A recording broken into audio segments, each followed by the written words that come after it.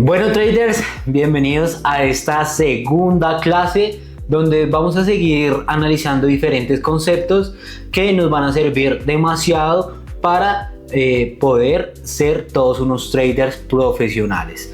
Así que bueno, vamos a empezar directamente y al grano y vamos a hablar sobre los participantes de los mercados. Es importante entender contra qué personas estamos invirtiendo, ¿sí? Los primeros que tenemos son los inversionistas minoristas contra los inversionistas institucionales. Los minoristas vienen siendo básicamente personas comunes que operan con cuentas pequeñas. Básicamente son traders que operan desde plataformas en casa, así como nosotros, así como tú y yo.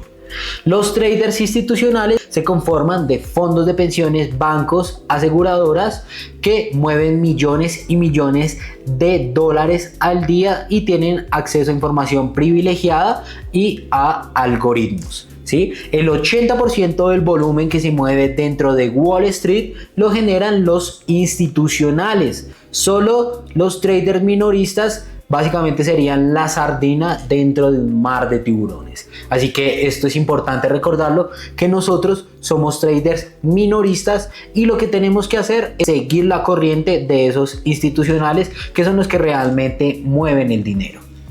También tenemos lo que son los bancos de inversión y los fondos de cobertura. Los bancos de inversión son las grandes entidades como Goldman Sachs, JP Morgan y los demás bancos estadounidenses. Son estructuras que operan de formas enormes y financian también empresas. ¿Listo? Los hedge funds básicamente buscan retornos un poco más agresivos con estrategias más avanzadas, usando apalancamientos, derivados, arbitraje y diferentes metodologías de inversiones. Tenemos un gran ejemplo de hedge funds que es George Soros. Fue un trader capaz de ganar $1.000 millones en un solo día apostando contra la libra esterlina en 1992. Si ustedes buscan este gran magnate, la historia de George Soros, ha sido el único trader capaz de quebrar un banco. ¿Sí? Literalmente lo quebró porque esta persona a retirar sus ganancias, el banco tuvo que cerrar ese día porque no tenía la liquidez suficiente para pagarle todo ese dinero. Así que esta es una historia súper impactante y pues te recomiendo que indagues un poco más sobre ella. Ahora vamos a hablar un poco sobre la psicología del mercado económico, y era lo que veníamos hablando en la clase anterior, y es entender gracias a esta psicología cómo es que actúan y se mueven los precios dentro de los mercados, ¿sí? Entendemos que los mercados son guiados por el miedo y guiados por la codicia. Estas dos emociones son las más fuertes que radican dentro del entorno económico. ¿Sí? Tenemos también un fenómeno importante que se llama el FOMO. El FOMO básicamente es miedo a perderse un movimiento o es pánico que se genera para vender movimientos masivos, ¿sí? Esto ocurrió hace unos años con Bitcoin, ¿sí? Cuando se generó mucho FOMO, se generó mucha expectativa. Todos los noticieros, todas las personas que no tenían ni idea que era Bitcoin salían diciendo que compraras Bitcoin porque era el mejor activo. Pero ¿qué pasa? Todos ellos estaban cayendo en el FOMO. ¿Por qué? Porque resulta que en ese momento Bitcoin estaba en su alto histórico más grande, es decir, estaba en el precio más alto en ese momento. Muchas personas cayeron en este FOMO, compraron en ese punto más alto, ¿y qué pasó? El mercado después cayó drásticamente. ¿Quiénes se beneficiaron en este punto? Básicamente las grandes instituciones que fueron las encargadas de repartir este FOMO. Ahí es donde viene la frase de que los mercados son una máquina de transferir dinero de los impacientes a los pacientes. Ahora vamos a hablar sobre las diferentes sesiones dentro de los mercados, porque es muy importante determinar en qué sesión operativa nosotros vamos a trabajar, porque eso también va a depender qué activo se va a mover más durante esa sesión y cuando se generan mayores oportunidades.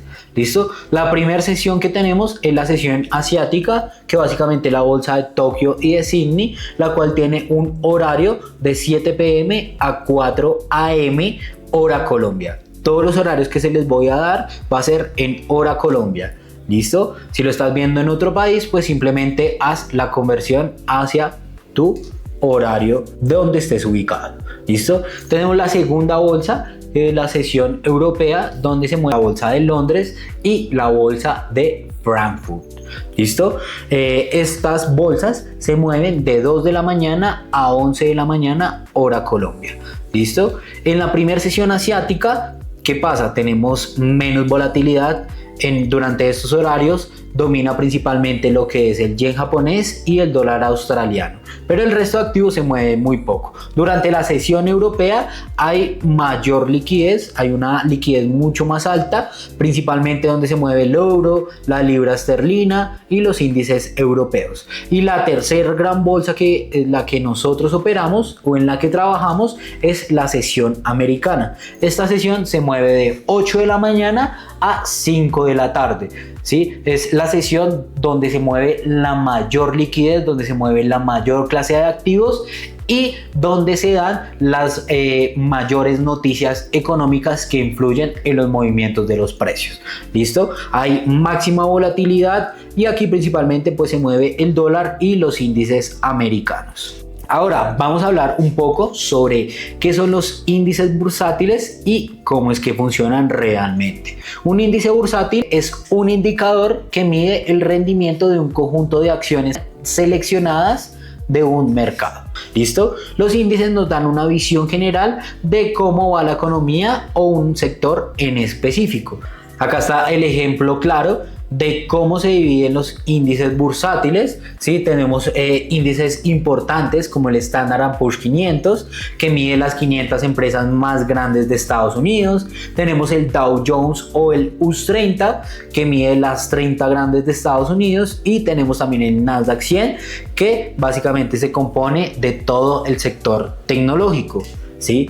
Cuando en las noticias, por ejemplo, hablan de que el Standard & Poor's 500 va bien, eso refleja directamente de que la economía de Estados Unidos está bien, ¿sí? Está de forma positiva. ¿Sí? Si en el Standard & Poor's 500 está cayendo, eso refleja que la economía estadounidense va en caída. Ahora vamos a hablar un poco sobre cómo se forman los precios para entender que no solo una persona es la que dictamina en qué precio se encuentra en ese momento ese activo, sino que hay diferentes participantes que influyen dentro de la acción del precio. ¿Sí? Lo primero que tenemos que entender es que el precio no la pone ni la bolsa de valores ni el broker con el que estamos comerciando, sino que lo forman los participantes dentro del mercado. Cada transacción va a ocurrir cuando un comprador y un vendedor acuerdan un precio. En el momento en que acuerdan ese precio, se forma ese nuevo precio dentro del mundo del trading. Este último acuerdo es el que se convierte en el precio actual que todos vemos dentro de la pantalla. ¿Sí? Cuando vamos al sector macroeconómico, ¿sí? Hay algo que se llama el order book, que es el libro de órdenes, y muestra la profundidad del mercado y nos permite ver en tiempo real qué transacciones se están generando, es decir, cuántas acciones o cuánto dinero se está invirtiendo en cierto activo en específico. Vamos a entender un poco sobre el análisis fundamental y cómo es que lo usamos diariamente para nuestras operaciones. Como veníamos hablando, los mercados reaccionan a las expectativas y también reaccionan frente a los hechos que van ocurriendo, ¿sí? Tenemos diferentes indicadores macroeconómicos como son el PIB, la inflación, el empleo, que es un dato que se llama nóminas no agrícolas en Estados Unidos, y todos estos indicadores generan movimientos masivos tanto en las divisas como en las acciones y en los índices. Un ejemplo súper claro fue en noviembre del 2020 cuando se anunció la vacuna del COVID. Gracias a esto se disparó el Standard & Poor's 500 en un solo día. ¿Sí? Eso fue un ejemplo muy controversial porque después de que pasara lo del COVID, de que muchas empresas cayeron, la economía tuvo una subida histórica que jamás se había dado a lo largo pues, de la historia económica. Ahora hay que entender también el rol de los bancos y cómo es que gracias a las decisiones que toman los bancos también influyen los precios de las acciones, divisas o cualquier otro activo, ¿sí? Los bancos centrales son árbitros del dinero, ¿sí? El actor principal va a ser la Reserva Federal de los Estados Unidos o el Banco Central Europeo o el Banco Central de Japón, ¿sí? Que componen pues las tres bolsas más importantes. Ellos definen las tasas de interés y la política monetaria, ¿sí?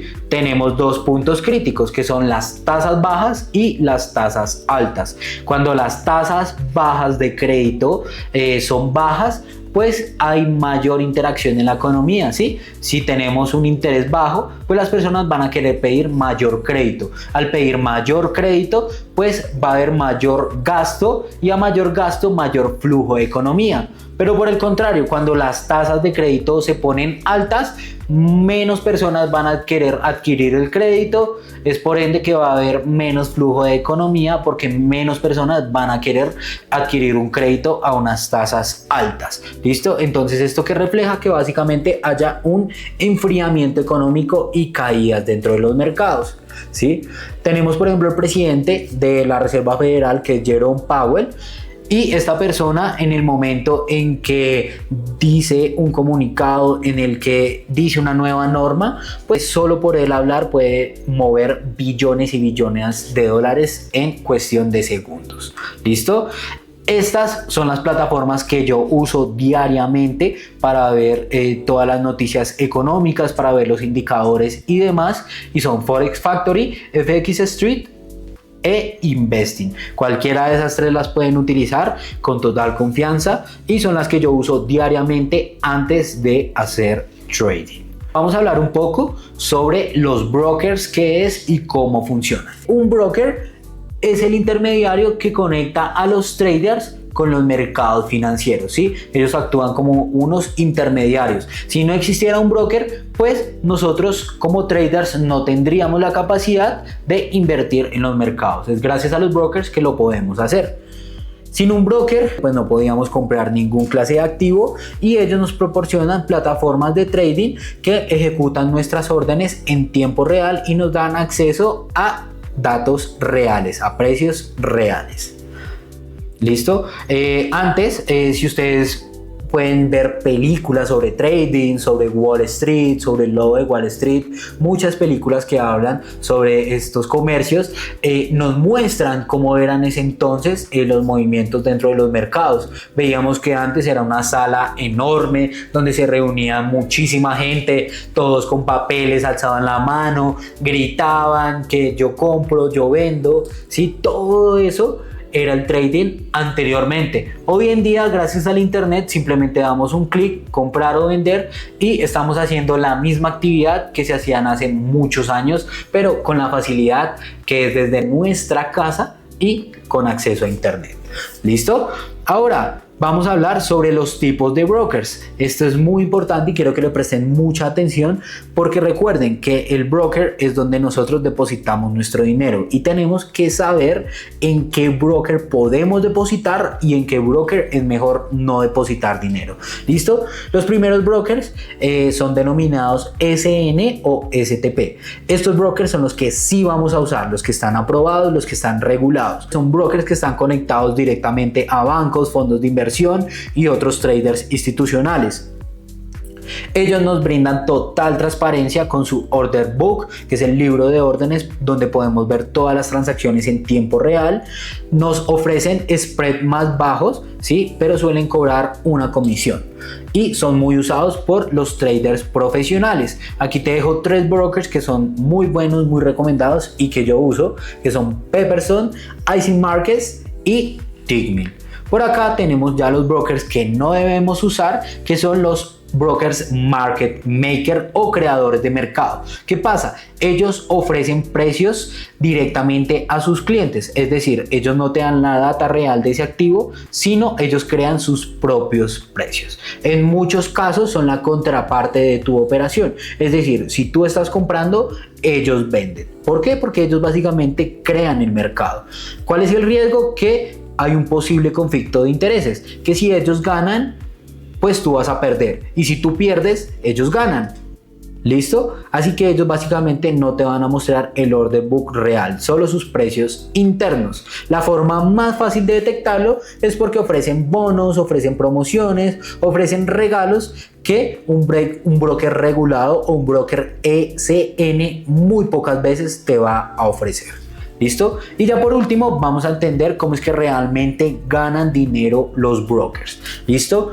Hay que entender que los brokers, siempre que nosotros vayamos a abrir una transacción, siempre, así ganemos o perdamos, ellos van a cobrar una comisión y van a ganar dinero. ¿Listo? Lo primero son los spreads, que básicamente es la diferencia entre el precio de compra y el precio de venta. ¿Sí? Siempre va a haber una pequeña diferencia entre el precio que tú vas a comprar y el precio que te da el mercado, y eso se llama spread, que es una pequeña diferencia o una pequeña comisión que te cobran por entrada. Hay otros brokers que adicional a eso te cobran comisiones, que es un pago fijo por cada operación dependiendo del lotaje que uses, y esto lo vamos a entender más adelante. Y tenemos también el swap, que básicamente son unos intereses que debemos pagar si mantenemos operaciones abiertas de un día a otro. Es decir, si yo abro una operación hoy y esa operación se mantiene abierta durante toda la noche, ellos durante la noche me cobran una comisión por mantener esa orden abierta. Así que por último, traders, te dejo con esta increíble frase de este reconocido trader, Paul Tudor Jones, y nos dice: el secreto para ser un trader exitoso es tener una defensa increíble, no un gran ataque. Esto lo iremos entendiendo más adelante, pero esta frase es importante y es muy icónica para entender que un trader es una persona que debe gestionar dinero, ¿sí? No simplemente está acá para ganar dinero, sino para cuidar el dinero. Así que traders, nos vemos en la próxima clase. Chao, chao.